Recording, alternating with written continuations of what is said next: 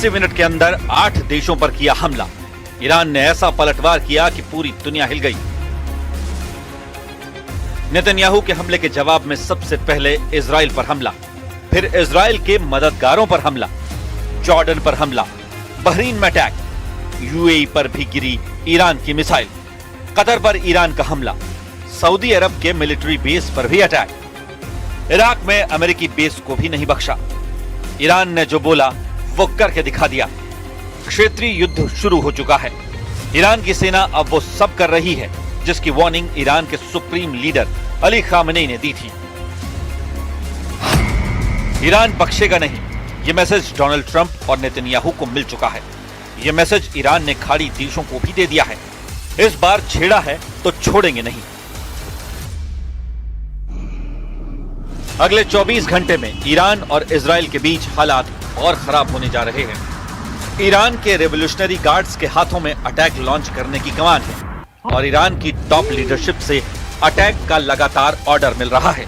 अब इजराइल और उसके साथी अरब देशों पर हर घंटे हमले का टाइम टेबल तैयार कर लिया गया है और बहुत जल्द ईरान फिर से इन देशों पर हमला करेगा। यही डर डोनाल्ड ट्रंप को सताया जा रहा है।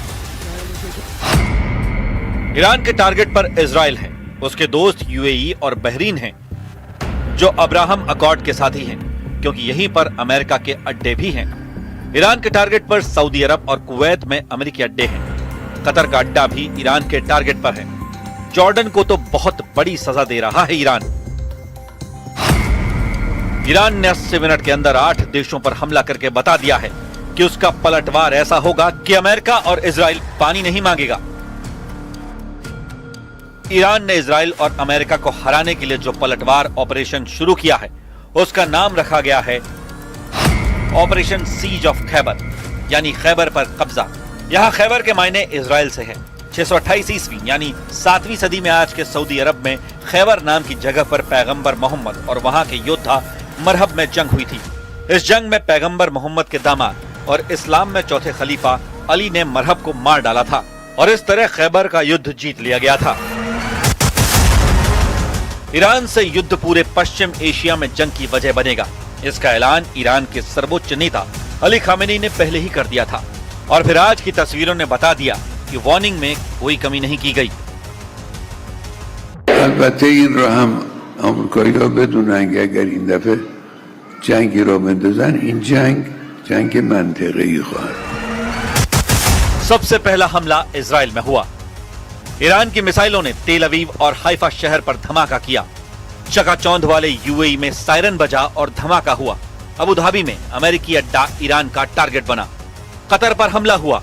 यहां अमेरिका के अल उदैद मिलिट्री बेस पर ईरान की मिसाइल गिरी। पूरे दोहा में सायरन बज रहा है। बहरीन के मनामा में अमेरिकी नौसेना के अड्डे पर हमला हुआ। यहां अमेरिका की 5वीं फ्लीट का मुख्यालय है। कुवैत में अमेरिका के अड्डों पर ईरान की मिसाइल गिरी है, यानी ईरान हर लोकेशन पर मिसाइल बरसा रहा है। सऊदी अरब में प्रिंस सुल्तान एयरबेस ईरान के टारगेट पर रहा। रियाद में भी सायरन बज रहा है।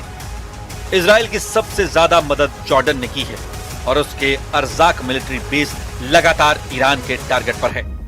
इराक में अमेरिकी अड्डों को ईरान ने निशाना बनाया है, यानी रेवोल्यूशनरी गार्ड्स को जो ऑर्डर मिला उसको लगातार पूरा किया जा रहा है। ईरान का एजेंडा साफ है। युद्ध में ना अमेरिकी अड्डे बख्शे जाएंगे। इजराइल को तो फौरन तबाह कर दिया जाएगा। पूरे खाड़ी के इलाके में अमेरिकी अड्डों पर मिसाइलें गिर रही हैं, यानी वो रीजनल वॉर शुरू हो चुकी है जिसका इशारा अली खामेनी ने किया था। यूएई, कतर, सऊदी अरब, इराक, कुवैत, जॉर्डन, बहरीन और ओमान, हर जगह अमेरिकी अड्डे ईरान के टारगेट पर हैं।